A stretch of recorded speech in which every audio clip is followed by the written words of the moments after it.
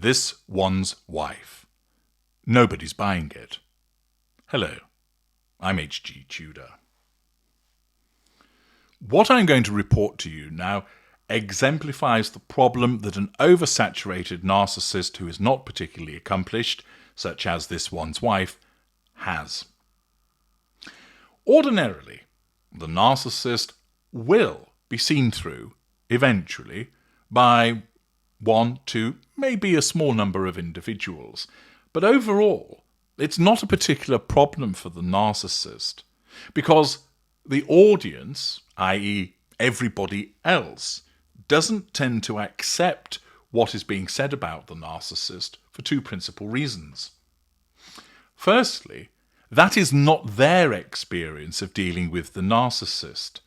The narcissist generally deals with them in a way which is appropriate or fair, and therefore people often relate on their own experience in relation to another person. This is particularly prevalent with the facade-wielding mid-range narcissists. The second reason is that those individuals don't spend enough time with the narcissist to threaten the narcissist's need for control, meaning that the narcissist has no need to lash out at them by way of a corrective devaluation. Accordingly, the hapless intimate partner primary source, who has been subjected to devaluing behaviour over and over again during the sustained devaluation, eventually realises what's going on and seeks to tell other people about it. But often they find that their remonstrations and their recollections are either not believed or dismissed, or perhaps viewed with scepticism by that audience. Well, John's always been all right with me. Are you sure that you're remembering it correctly? Perhaps you're taking things out of context. Maybe you're being a little bit sensitive. Thus, the individual that attempts to expose the narcissist invariably fails because not enough people have witnessed the downside of the narcissist's behaviour to give that one or two people the benefit of their experience. There are more people who have not experienced that behaviour than have, with the result that the narcissist invariably gets away with it. In the instances where perhaps more people do become aware of the behaviour of the narcissist, so there is a larger number of disapprovals, and thus this threatens the narcissist's need for control, perhaps in a community, well, invariably the narcissist just moves on somewhere else, because after all, their exposure isn't worldwide. But this is where the problem comes in for This One's Wife. Bar a number of dunderheaded shuggers who just don't get it, her exposure has been gathering pace over the years, as I said that it would. It is the principle of give the narcissist enough rope. The narcissist cannot help but be a narcissist, which means the narcissist will invariably, where they are lesser or mid-range, create evidence which demonstrates their bad behaviours. Give it time, and more of it stacks up. You can use that to your advantage, for example, in seeking to persuade certain individuals by presenting actual evidence, not opinion or supposition, but actual evidence of their behaviour delivered in a neutral fashion to allow that person to make their own mind up. It's particularly useful where you're involved in some form of court proceedings with the narcissist, because the evidence will be generated, you just have to be there to catch it and then to use it.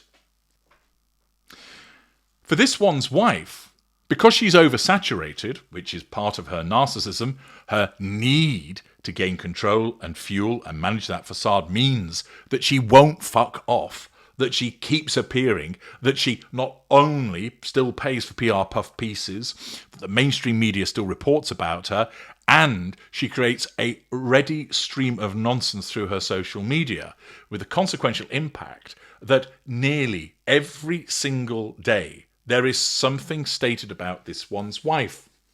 What that then means is that people can then start to see the aggregate of her behaviours.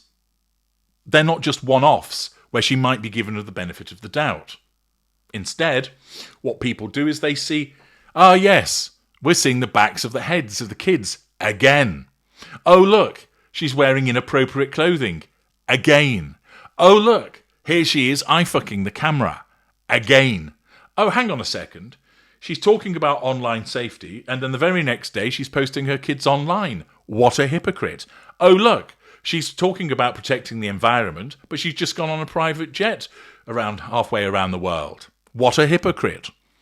And thus, because of her compartmentalization and the fact that she operates in the moment, someone like this one's wife exposes herself over and over, and the longer it goes on, the more evidence accumulates to show what she is and how her behaviours are shitty. The consequence of that is that there's a growing body of individuals that then become weaponized to look at her with cynicism, which means that when she does something, people start to realise that isn't her being kind, it's performative. Oh, she's not enjoying the baseball. She's doing it because, as per H.G. Tudor, she needs to assert control over the audience, draw fuel from them by way of a reaction, and manage her facade.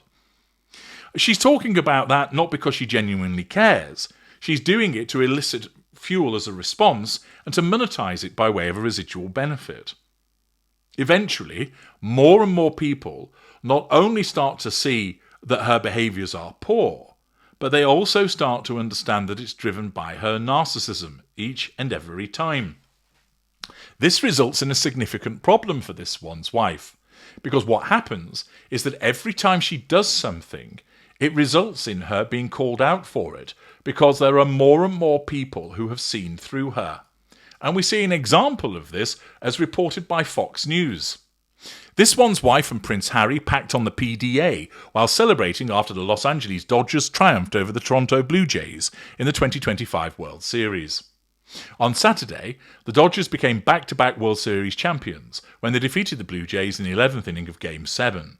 In a video shared on her Instagram story, use of social media to assert control and draw fuel, this one's wife and Harry were seen watching the game's conclusion with the former Suits actress's friend, Kelly McKee-Zaffin, non-intimate secondary source. In the black and white clip, which appeared to be taken inside the Duke and Duchess of Sussex's private theatre room, Harry and Zaffin were seen sitting in chairs, while this one's wife was heard shrieking excitedly off camera. This one's wife was then seen cheering and crying out, "Oh my God," as she walked over to Harry's chair and planted a kiss on his lips, while Zaffin clapped. She and Zaffin then jumped up and down before hugging. Meanwhile, Harry, who remained seated, looked on and chuckled with amusement. While this one's wife and Harry had both previously appeared to be supporting the former actress's hometown team, Zaffin hinted that their loyalties were divided. The Alliance of Mums founder shared this one's wife's latest clip on her own Instagram story, writing, "Best game ever. Sorry, H, your team didn't win, but mine did. At Dodgers, I love you." Thus, Fox News reports on what people have seen. And then comes the collateral consequence. On social media, "Looks so fake," one ex-user wrote, along with a staged gif. "So scripted," added another, along with a string of crying, laughing emojis. "Load of performative fakery. She just so happened to have a camera set up," one detractor wrote. "This is irritating to see," another added. "Fake as fuck. Of course it was not staged because you know the camera was perfectly positioned to capture everyone. Oh my gosh, look how happy we are and so into each other. See, we have a friend, and it's not my bottle of wine." Another fan pointed out, "He was a Dodgers fan the other day, but after the backlash, he's now a Blue Jays fan. Pair of clowns." Thus, the backlash and the ridicule, not just across social media, but then reported by mainstream media. In other words, yet again, the amplification of the criticisms, which results in challenge fuel. Now, certain narcissists would do this knowing that they're going to get backlash, and they don't give a shit because they're highly provocative narcissists, and they love the shithousery. That's not this one's wife. She just wants to be admired and loved.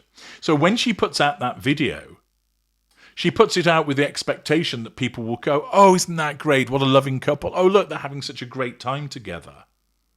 And of course, what actually happens is, yes, there are some dimwits that don't understand what she's doing and praise her, but the increasing majority either think, "Jesus, she's at it again. What a first-class clown," or they actively take to social media, which is then picked up by mainstream media, to criticise her.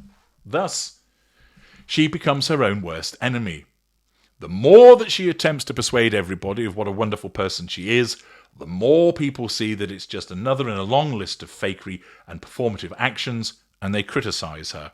And thus she ends up with challenge fuel and not the pure positive fuel that she actually seeks. Nobody's buying it, and those numbers are increasing. I'm H.G. Tudor. Thank you for listening.